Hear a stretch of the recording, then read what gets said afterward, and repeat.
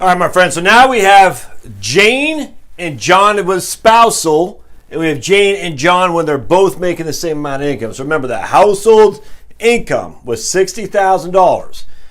In this case, Jane made all the income and John's getting the spousal. In this case, they both made $30,000 of average indexed yearly earnings. Okay, so $60,000 was their household income. In this case, they're dividing 30,000, 30,000. In this case, they're dividing it 60,000 solely for Jane. It's going to be interesting to see how this shakes out. So remember, they're both born in 1960, which means their full retirement age is 67 years old, all right? And that's critical to understand their PIA. So let's start with this one right here. The PIA for Jane, with her $60,000 a year of income, and again, that's already been inflated. It's already been done. We already did that in the last video. So her PIA is $2,137. In this case, John will get spousal income of half that at his full retirement age as well, at 67. So if he takes it later, if he takes it earlier, it'll be reduced, but you don't want to ever take a spousal benefit later because you don't get an increase. So in this case, between them at their full retirement age with their PIA, Jane's PIA and John's spousal benefit, they'll get $3,205 of Social Security a month, which would give them $38,460 a year. All right, so $38,460, divide that by 60,000, and that's a 64% replacement rate if they take their Social Security at their PIA, and that's their at their full retirement age, which is 67.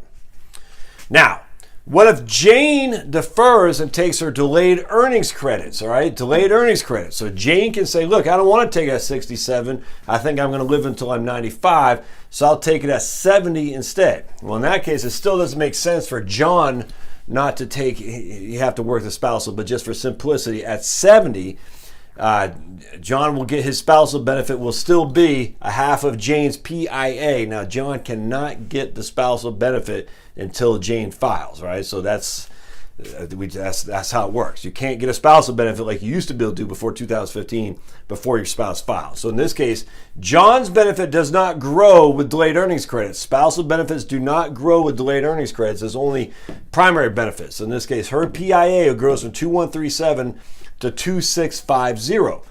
2650 is her primary insurance amount, is her delayed earning, her amount benefit with the delayed earnings credits, all right? Because it's 8% a year increase for delaying each and every year for 3 years. So that's it. So her PIA is 2137 when she's 67 years old. She delays until she's 70, and now her benefit will be 2650 because of delayed earnings credits. John's spousal benefit does not increase at all. All right, it's still going to be half of her PIA, always half of the PIA, going like that. So 1,068. So in this case, between them at 70, their monthly Social Security benefit is 3,717 or 44604. There's a reason I want this to be incredibly important for you to understand.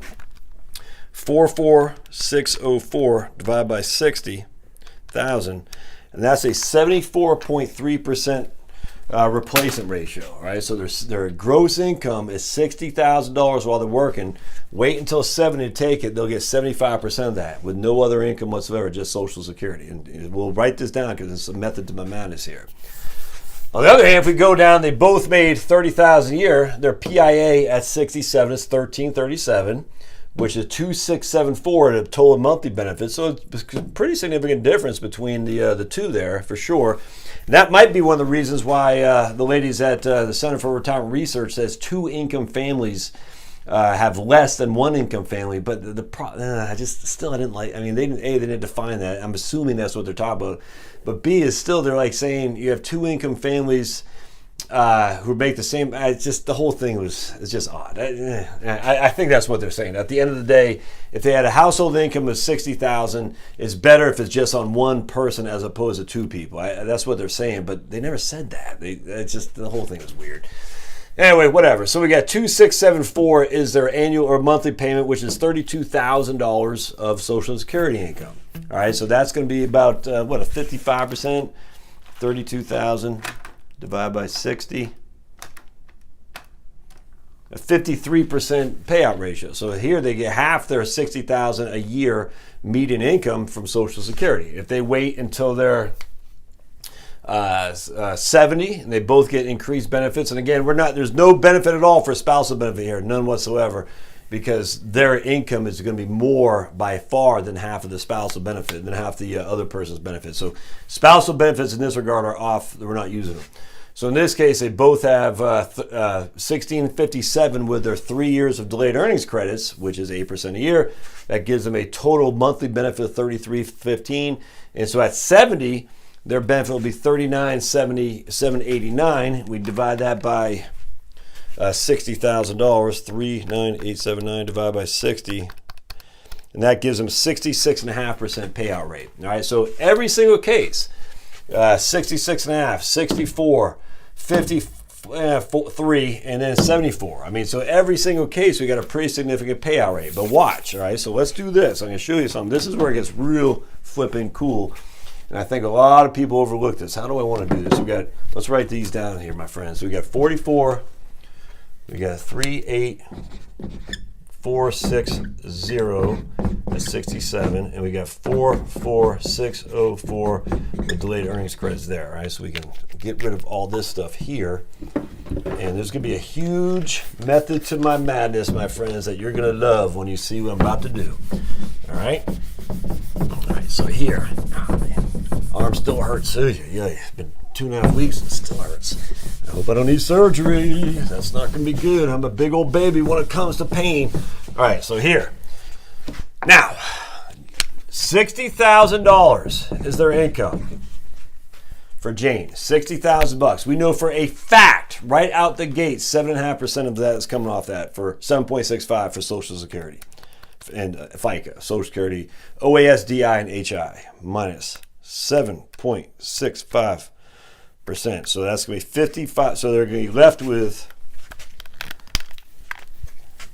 minus FICA 55.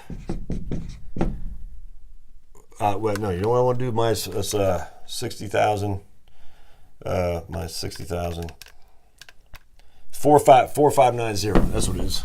So we know for a fact minus 4590 from Social Security FICA tax. All right. We also know for a fact that we're going to say they put 10% a year into the 401k. 10% a year into the 401k. Minus $6,000 401k. Or any amount you want. I don't care. Now, what happens? We take 60,000 minus 6,000. That gives us 54,000 of AGI. 54,000 AGI. Subtract 24,000, we'll just say for simplicity, of standard deductions. Taxable income is $30,000. And for simplicity, the first 20,000 is taxed at 10%. 10%. The next 10,000, 12. All right, so bear with me just a second. This is going to be fun. So in this case, we lose. Get a different, what do I got here? Yeah, I'm going to get here we go. In this case, we lose 6,000 to 401k contributions, 4590 to FICA, and we're going to lose 10,000 times 12%.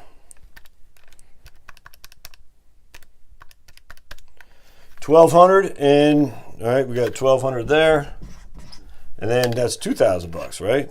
20,000 times 10%, 2,000. So we're going to lose $3,200 in taxes. Oops.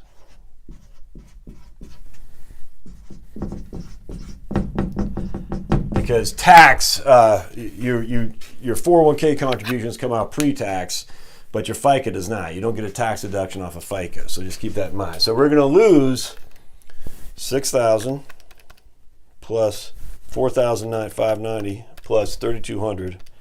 That's before we even have to factor any states. So we're going to lose 13,790 total. All right. So we take $60,000, which was our gross income. We subtract 13,790. Leaves us with $46,000. And let's do that in green.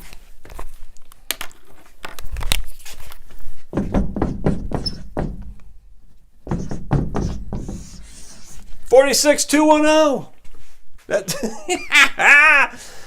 So if we took our delayed earnings credits, we have $44,604. Here we got $46,210. So with nothing else, we're not even using any of this 401k money that we put away, nothing, we have almost the exact same amount as we had gross or net of taxes and 401k contributions. We had $46,210 we're living on while we're working, which is most likely when we're consuming more because we got to drive down to the gas station to commute every day to our crappy old job. We're going to eat out more. We got lunches to take with the friends at work and to gossip about football games or whatever, Outlander or whatever. So we're basically making less. We're making $1,500, $1,600 less than we were making before. Now remember, this is tax-free because it's all from Social Security, it's all tax-free. So this is net and that's net. So basically the question is, are we, we're basically even Steven, and we haven't factored state taxes either. On top of the fact we haven't factored other stuff, dry cleaning, gas consumption, all that as well. So 46,210, and by the way, people always say, but Josh, you can't forget Medicare. No, you're right, you can't forget Medicare. Let me just talk to you right quick. Let's get rid of this. You can't forget Medicare. Medicare, Part B, is $135 for each, John and Jane.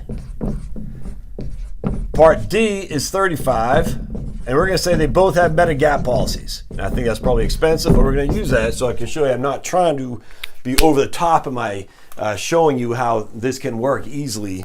So we got Medicare, $135 plus $35 plus $150 is $320 each. $320 each a month.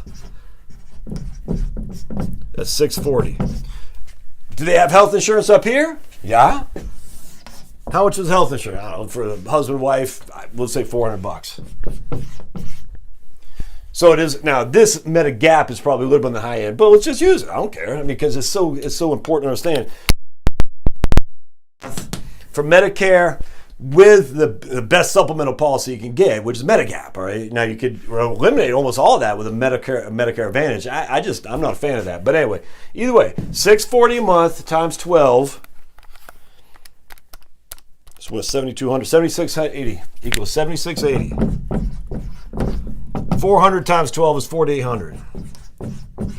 So when all said and done, without anything else, no savings whatsoever, even though they were put money into their savings account, when all was said and done in their 401k, they're going to have 7,680 minus 4,800. All right, so that's going to be $2,800 less right here. So without earned income, it's going to be $2,800. So they're $2,880, and then they have between these two right 210 minus 44604, $1,600.